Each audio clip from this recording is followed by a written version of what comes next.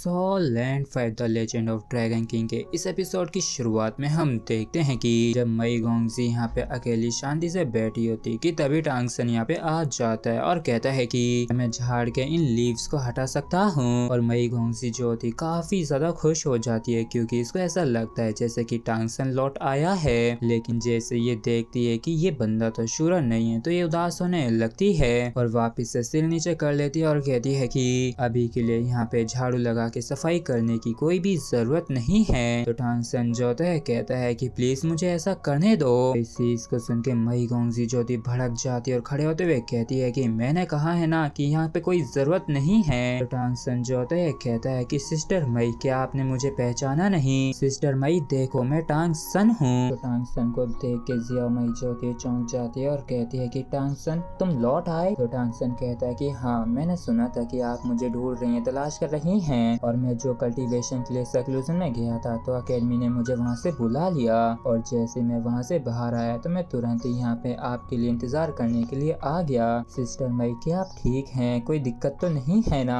तो मई गोंगजी जो होती है कहती है कि मैं यहाँ पे अपने एक दोस्त के लिए इंतजार कर रही हूँ। तो टांग सन कहता है कि लगता है कि आप काफी समय से यहाँ पे इंतजार कर रही हैं। तो मई गोंगजी कहती है कि मुझे इंतजार करते हुए यहाँ पे पूरे 2.5 दिन हो गए और अभी भी आधा दिन बाकी है पूरे 3 दिन होने में। तो टांग सन पूछता है कि तो क्या आप भूखी हैं? अगर आप कहें तो आपके लिए कुछ खाने के लिए लेके आऊं? तो टांग सन भी कहता है कि कोई जरूरत नहीं है लेकिन तुम्हारा शुक्रिया और चलो तुम जाओ अपना काम करो। और इतना बोल के मई गोंगजी चुप हो जाती है जबकि टांग सन से इसको ऐसे उदास देखा नहीं जाता और ये सोचता है कि अगर मैं इसे अपनी सच्चाई बताता हूँ तो आखिर मैं इसको कैसे अपनी एज, अपनी strength, Asura sword, divine skill, heaven, profound circle, ये सारी चीजें मेरे पास कहाँ से आई है? ये सारी चीजें मैं कैसे बताऊंगा? और सबसे बड़ी बात मैं इसको कैसे बताऊंगा कि मैं इसका पास्ट लाइफ में हस्बैंड था? और मई गोंगजी जो होती है कहती है कि आखिर तुम चले क्यों नहीं जाते हो? तो टांग सन भी कहता है कि आज मेरे पास भी ज्यादा कुछ करने के लिए नहीं है इसलिए मैं बस यहाँ पे आपके साथ आज खड़ा रहूंगा। तो मई गोंगजी जो होती है कहती है कि झाड़ू लगाने का तो कितना बड़ा काम होता है तो क्या तुम इसमें आलस कर सकते हो, ऐसे छोड़ सकते हो? तो टांग सन भी कहता है कि कैंपस जो है वो पहले ही साफ हो चुका है तो कोई दिक्कत की बात नहीं है। तो मई गोंगजी भी कहती है कि चलो फिर ठीक है यहीं पे इंतजार करते हैं। और ऐसे ही दिन गुजरने लगता है और ये दोनों एक दूसरे के साथ ही होते हैं जहाँ पे टांग सन जो होता है मई गोंगजी को इस तरीके से परेशान, उदास देख के परेशान होने लगता है और सोचता है कि आखिर मुझे क्या करना चाहिए? क्या मुझे इसे सच्चाई बता देनी चाहिए? क्या ये इन सारी चीजों को एक्सेप्ट कर लेगी? जबकि सिर्फ हम मई गोंगजी को देखते हैं जो कि दिन खत्म होते होते काफी ज्यादा इमोशनल हो गई होती है क्योंकि सूरज जो है ये अभी तक नहीं आया है और इसकी आंखें जो होती हैं भर आती है और ये बिल्कुल रोने जैसा मुंह कर लेती है। और इस चीज को देख के टांग सन के भी होश उड़ जाते हैं और ये भी दांत पीसते हुए सोचता है कि सारे प्लान्स और कंसर्न्स जो है अब इन चीजों का कोई फर्क नहीं पड़ता है। यहाँ पे सिर्फ इकलौती एक ही ऐसी चीज है जो कि मैं अभी करना चाहता हूँ। और ये बात सोचते हुए टांग सन जो होता है अपनी झाड़ू पटक देता है और मई गोंगजी को पकड़ लेता है। तो मई गोंगजी जो होती है कहती है कि आखिर तुम ये क्या कर रहे हो? तो टांग सन जो होता है अपनी डिवाइन कॉन्शियसनेस से कहता है कि लिटिल मई रुको प्लीज मेरी बात सुनो।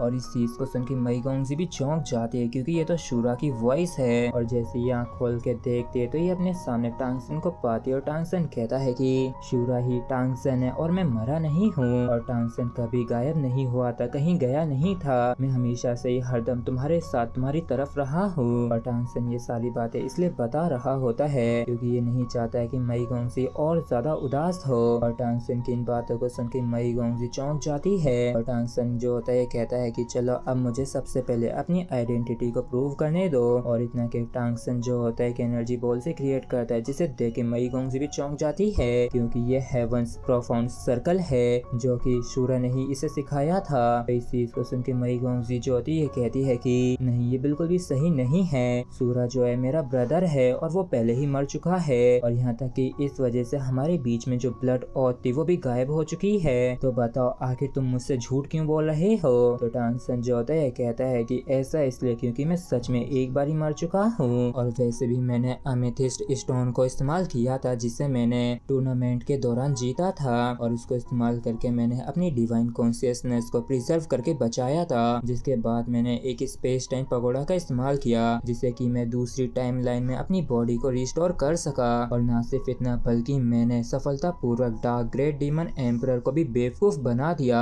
अपनी फेक मौत का झांसा देके, और क्योंकि मैं सच में मर गया था तो जो औत थी वो अपने टारगेट को खो दी थी और नेचुरली डिसॉल्व हो गई। जबकि इस मई गोंगजी को तो विश्वास ही नहीं हो रहा होता है कि टांगसन ही शूरा है और शूरा ही टांगसन है। तो इस पर टांगसन भी हामी भर देता है, लेकिन मई गोंगजी जो होती है कहती है कि एक मिस्टीरियस से शूरा के ऊपर विश्वास करना स्वीकार करना आसान है, लेकिन एक छोटे से नौजवान टांगसन के ऊपर विश्वास करना कि इसके पास इतनी सारी अनबिलीवेबल एबिलिटीज है ये काफी मुश्किल है। तो टांगसन भी कहता है कि हाँ, लेकिन मैं तुम्हें इस तरीके से उदास नहीं देख सकता था। तो मई गोंगजी पूछती है कि लेकिन आखिर तुम मेरे प्रति इतने अच्छे क्यों हो, और आखिर क्यों तुम मुझे हरदम इतनी अच्छी तरीके से ट्रीट करते रहे हो, फिर चाहे कुछ भी क्यों ना हो। इस पर बेचारा टांगसन भी थोड़ी देर के लिए कुछ नहीं कह पाता और कहता है कि लिटिल मई, क्या तुम्हें पिछली जिंदगी के नसीब पे विश्वास है या फिर तुम्हें पूर्ण जन्म पे विश्वास है। मतलब कि टांगसन जो है फाइनली बताने वाला है कि इनका दोबारा से जन्म हुआ है, लेकिन ये जो भी बताने वाला है वो हमें अगले एपिसोड में मालूम चलेगा। लेकिन जो भी हो, इसी के साथ फ्रेंड्स हमारा एपिसोड यहीं पे खत्म होता है। अगर आप लोगों को वीडियो अच्छा लगा हो तो प्लीज चैनल को सब्सक्राइब और वीडियो को लाइक करना बिल्कुल भी ना भूलें। Thank you.